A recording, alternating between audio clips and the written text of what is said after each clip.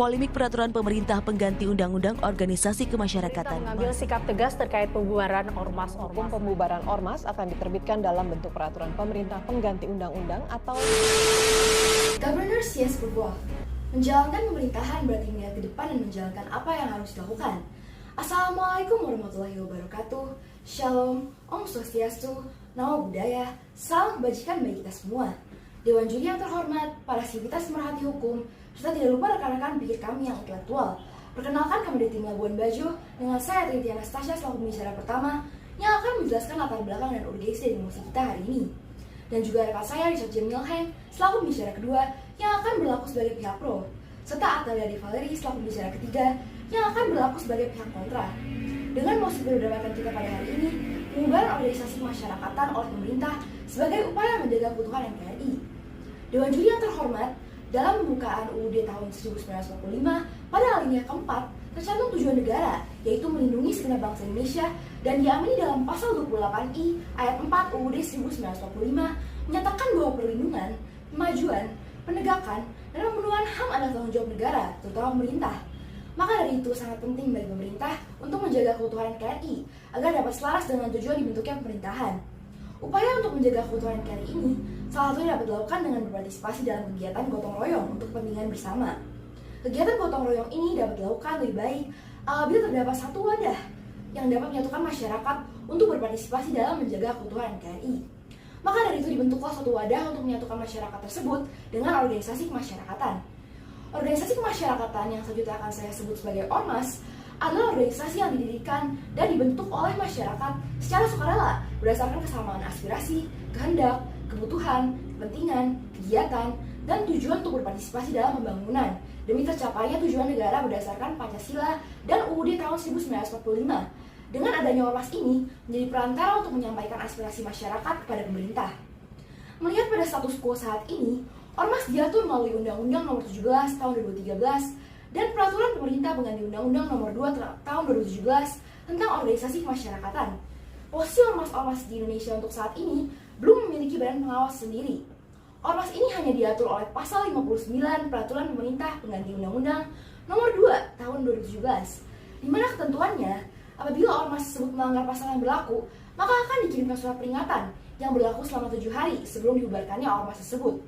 Pembubaran ormas ini diputuskan oleh Menteri Dalam Negeri. Dewan Juri yang terhormat, berdasarkan teori tujuan hukum menurut Gustav Radbuch, dikatakan bahwa terdapat 3 tujuan hukum, yaitu kemanfaatan, kepastian, dan keadilan. Berkaitan dengan mosi perdebatan kita pada hari ini, hal yang paling esensial adalah untuk menghasilkan sebuah konklusi akhir, di mana keutuhan NKRI dapat dijaga. Untuk menjaga keutuhan NKRI ini, diperlukan keselarasan dengan teori kepastian hukum, di mana dipertimbangkannya ketiga tujuan hukum tersebut, karena Indonesia merupakan negara yang berlandaskan hukum. Sekian dari pemaparan saya mengenai latar belakang mosi perdebatan kita pada hari ini. Selanjutnya untuk penjelasan lebih lanjut mengenai sisi pro dan sisi kontra akan melanjutkan oleh rekan saya. Terima kasih. Salus Populi Suprema Lex. Kemakmuran dan kesejahteraan rakyat adalah hukum yang tertinggi dalam suatu negara. Assalamualaikum warahmatullahi wabarakatuh. Shalom, Om Swastiastu, Namo Buddhaya, salam kebajikan bagi kita semua. Dewan Juri yang terhormat, serta rekan-rekan berpikir dari tim kontra, perkenalkan saya Richard Jamil Heng yang bertindak sebagai pihak pro dari tim Labuan Bajo yang sekarang akan menyampaikan argumentasi kami dari sisi yuridis. Dewan Juri yang terhormat, saya mengerti bahwa keberadaan ormas ini demi kepentingan bersama, bahkan ormas yang berbasis kedaerahan, agama, dan lainnya semakin menjamur di antara kalangan masyarakat hingga saat ini. Akan tetapi, Dewan Juri yang terhormat, belakangan ini, eksistensi ormas hingga kini dinilai tidak semuanya melakukan apa yang seyogianya dilakukan oleh sebuah ormas. Jika kita berkaca pada kasus yang pernah terjadi di Indonesia, seperti adanya aksi teroris yang mati bunuh diri dalam bom Tamrin pada Kamis 14 Januari tahun 2016 yang melibatkan anggota dari Ormas Majelis Mujahidin Indonesia. Ormas seperti tersebut jelas telah mendukung serta mengujar kebencian dan melakukan kekerasan dengan mengatasnamakan agama. Sehingga aksi dari ormas-ormas yang kurang bertanggung jawab tersebut akan membunuh asas kepentingan bersama, mengancam keamanan nasional serta kedaulatan negara. Jika di sini diperlukan suatu penanganan yang darurat dari pemerintah, sehingga pemerintah di sini berwenang dan harus melakukan pembubaran sebagaimana yang telah diamanatkan dalam peraturan pemerintah pengganti Undang-Undang Republik Indonesia Nomor 2 Tahun 2017 tentang perubahan atas Undang-Undang Nomor 17 Tahun 2013 tentang organisasi kemasyarakatan. Sehingga aktivitas yang serupa seperti ormas-ormas tersebut melakukan hal yang dilarang dalam peraturan pemerintah pengganti Undang-Undang Republik Indonesia Nomor 2 Tahun 2017 tentang organisasi kemasyarakatan, yaitu larangan dalam pasal 59 ayat 3 huruf A dan huruf B, yaitu dilarang melakukan tindakan permusuhan terhadap suku, agama, ras, atau golongan, melakukan juga penyalahgunaan, penistaan, atau penodaan terhadap agama yang dianut di Indonesia. Dan ayat 4, yaitu melakukan kegiatan yang separatis, yang mengancam NKRI, dan atau menganut, mengembangkan, serta menyebarkan ajaran atau paham yang bertentangan dengan Pancasila. Dalam putusan Mahkamah Konstitusi nomor 39 garis miring PUU strip 16 tahun 2018 juga mengamini hal ini dengan menolak sejumlah permohonan dan pengujian terhadap Undang-Undang Nomor 2 Tahun 2017 tentang ormas tersebut, yang membuktikan bahwa pelaksanaan pembubaran ormas oleh pemerintah sangatlah sah dan tidak dapat dibatalkan selama ada ormas yang sudah terbukti beberapa kali melakukan aktivitas yang bertentangan dengan ketentuan yang ada, seperti Undang-Undang Dasar tahun 1945 dan Pancasila. Patut kita sadari juga bahwa ternyata kebebasan tersebut seringkali digunakan tanpa kendali dan tanpa batas, yang mana prinsip-prinsip tersebut saling menghargai dan menghormati kebebasan orang lain tidak lagi dipenuhi, sehingga menimbulkan ketidakstabilan sosial dalam kehidupan berbangsa dan bernegara. Aksi anarkisme mulai tertuju pada pemerintahan, institusi media massa, serta antara pendukung ormas ataupun masyarakat sekitar. Akar penyebab adanya tindakan anarkisme dan kekerasan ini disebabkan oleh faktor kepentingan politik, egosentrisme, dan adanya pertentangan landasan ideologi yang mereka yakini. Sehingga Dewan Juri yang terhormat, kami sangat khawatir jika ormas yang bermasalah itu tidak ditangkapi dengan serius atau ketat, maka di sini kebanyakan ormas akan memandang enteng terhadap hukuman ataupun aksi terhadap tindakan mereka yang sewenang-wenang tersebut. Ormas ini tentu sangatlah berkontras dengan ormas pada masa prakemerdekaan, yang dimana mereka secara kolektif menaburkan benih nasionalisme dan keindonesiaan berdasarkan prinsip due process of law yang juga dikemukakan oleh Muhammad Yahya Harahap, yang menyatakan bahwa esensi dari due process of law adalah setiap penegakan dan penerapan hukum pidana harus sesuai dengan persyaratan konstitusional serta harus mentaati hukum. Maka suatu organisasi yang melanggar hukum, mengganggu ketertiban umum, mengancam keselamatan publik, ataupun membahayakan keamanan negara serta mengganggu keutuhan NKRI dapat dibubarkan melalui proses pidana secara bersamaan terhadap orang-orang yang mewakili organisasi tersebut. Mengingat kebebasan tersebut bukan merupakan hak yang absolut, artinya kebebasan berserikat sebagai hak asasi manusia tetap memiliki batasan. Dengan adanya pembubaran ormas ini, maka Dewan Juri yang terhormat, lantas apakah ini yang dinamakan menjunjung tinggi demokrasi atau malah justru mendiskriminalisasi? Sehingga dengan adanya pembubaran ormas ini, maka Dewan Juri yang terhormat tidak ada lagi alasan bagi pihak kontra untuk menjatuhkan upaya pembubaran organisasi kemasyarakatan oleh pemerintah sebagai upaya menjaga keutuhan NKRI. Sekian dari saya, terima kasih. Ubi jus ibi remedium, di mana ada hak, di sana ada kemungkinan menuntut, memperolehnya atau memperbaikinya bila mana hak tersebut dilanggar. Assalamualaikum warahmatullahi wabarakatuh.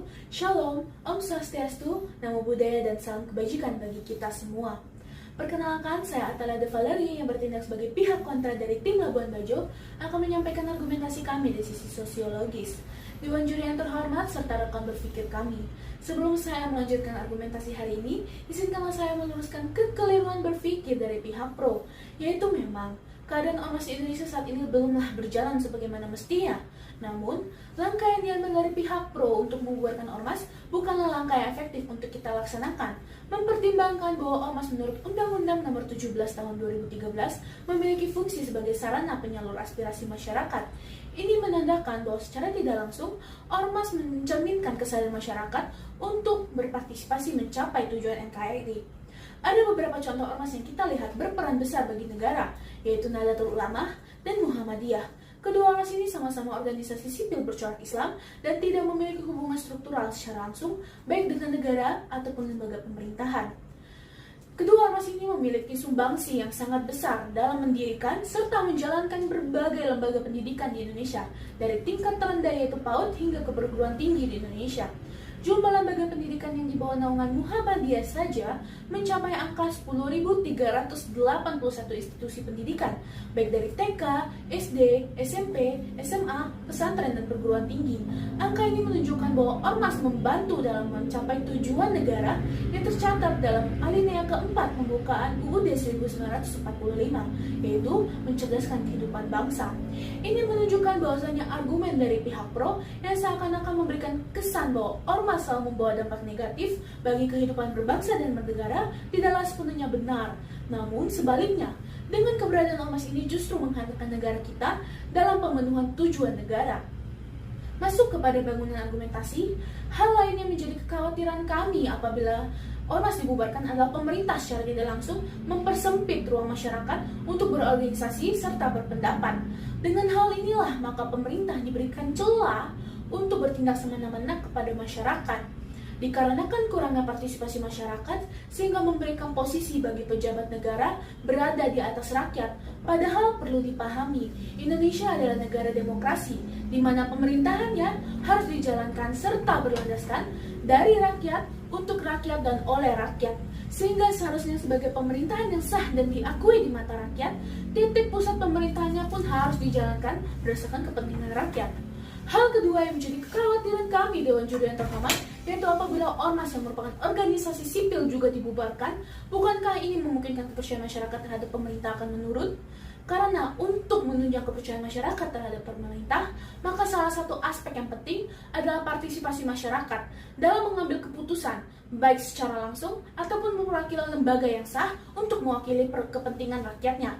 Ini kembali lagi dengan pembubaran ormas menandakan pembatasan partisipasi masyarakat dan membuktikan kegagalan dari pihak pemerintah untuk memberikan jaminan kepada masyarakatnya terkait dengan hak kebebasan berserikat, berpendapat, serta berkumpul. Dewan Juri yang terhormat, dengan menurunnya kepercayaan masyarakat terhadap pemerintah bukannya menimbulkan problematika baru bagi negara kita dan justru lebih mengancam terhadap persatuan dan kesatuan NKRI, maka dengan ini dapat dipahami bahwa mosi ini tidaklah relevan untuk kita laksanakan. Dewan Juri yang terhormat, maka perlu kita pahami bersama bahwa ormas merupakan entitas masyarakat itu sendiri, di mana pembentukan ormas bertujuan untuk kepentingan masyarakat itu juga. Terlebih ormas dijalankan oleh masyarakat itu juga. Sudah sepatutnya pemerintah tidak membubarkan suatu kesatuan masyarakat yang memberikan kebebasan terhadap berorganisasi, berkumpul, berserikat, dan berpendapat, sebagaimana yang telah diatur dengan regulasi yang jelas di negara kita. Indonesia sebagai negara demokrasi semestinya mengambil langkah untuk mensejahterakan masyarakatnya. Oleh karena itu, sudah sepatutnya kebebasan berorganisasi dikembalikan lagi kepada masyarakat kita, dan pemerintah berperan sebagai pemerhati masyarakat dapat membantu meningkatkan kualitas ormas yang ada di Indonesia agar dapat berjalan searah dengan pedoman negara kita. Perkembangan ormas dapat diawasi pemerintah dengan cara membentuk suatu lembaga ataupun badan khusus yang memiliki fungsi memantau serta menertibkan. Apabila memang terdapat ormas yang melakukan tindakan dalam peraturan serta regulasi yang diatur dalam negara ini. Langkah ini tentu lebih efektif daripada kita harus membubarkan ormas yang tentu dampaknya serta akibatnya lebih mengancam keutuhan negara kita. Oleh karena itu, secara tegas, lugas, dan mantap, saya sebagai pembicara 3 dari tim Labuan Bajo menyatakan ketidaksetujuan akan mosi ini. Sekian dari saya, terima kasih.